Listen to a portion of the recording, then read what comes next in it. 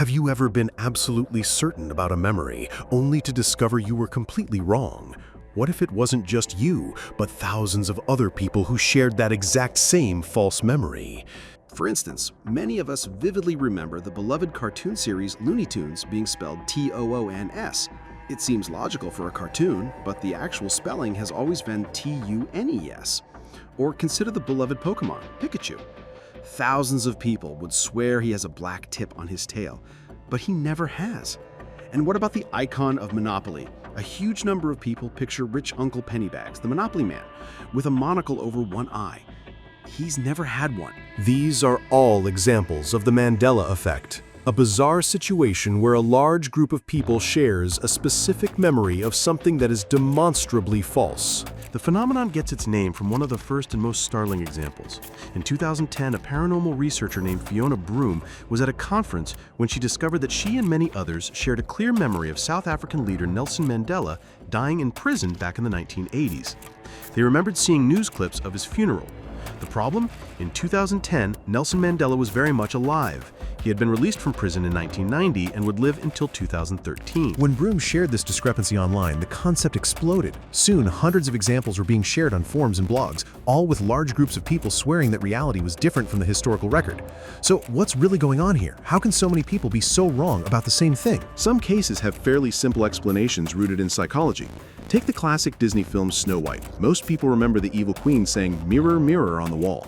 However, the actual line in the 1937 film is "magic mirror on the wall." The likely cause for this mix-up is what's called a source memory error. The original Grimm's fairy tale, which many of us heard as children, does use the line "mirror, mirror." Our brains simply conflated the two sources over time. Another famous example is the Berenstain Bears. A massive number of people are convinced the name is spelled Berenstein with an E. This is likely due to our brain's tendency to rely on familiar patterns. The suffix stein is extremely common in names, while stain is rare. Our brain sees the name, assumes the more common spelling, and creates a memory based on that assumption. But not all examples are so easily dismissed. The most persistent and baffling case is the Fruit of the Loom logo. Countless people have a distinct, vivid memory of the company's logo featuring a cornucopia, or a horn of plenty, nestled behind the fruit. Yet, if you look at any Fruit of the Loom tag, there is no cornucopia. The company is adamant there never has been one in the history of their logo. This is where it gets strange. The false memory is so widespread that people have presented compelling, albeit confusing evidence. Old newspaper articles have been found that specifically referred to the well-known cornucopia logo of the brand. There's even a canceled trademark filing from 1974 where the official text description of the logo lists cornucopia, horn of plenty, even though the accompanying drawing doesn't show one. It's a case where the collective memory directly contradicts all official records, leaving a genuine mystery. The most widely accepted scientific explanation is the concept of false memories and confabulation. Our memory isn't a perfect video recording of the past. It's a reconstructive process. Every time we recall an event, we are rebuilding it, and it can be influenced by new information, biases, and suggestions. A famous study called the Lost in the Mall experiment demonstrated this perfectly. Researchers were able to successfully plant a completely false memory into the minds of participants.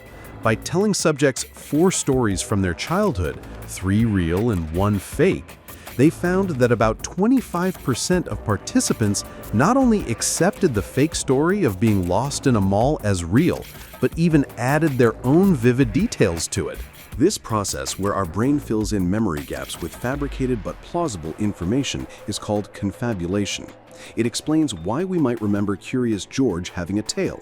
He's a monkey, and our shared cultural understanding is that monkeys have tails, so our brain simply adds one in to make the image consistent with our expectations. A 2022 study from the University of Chicago added another layer to this. Researchers showed participants 3 versions of an image: the correct one, the incorrect Mandela effect version, and another altered version.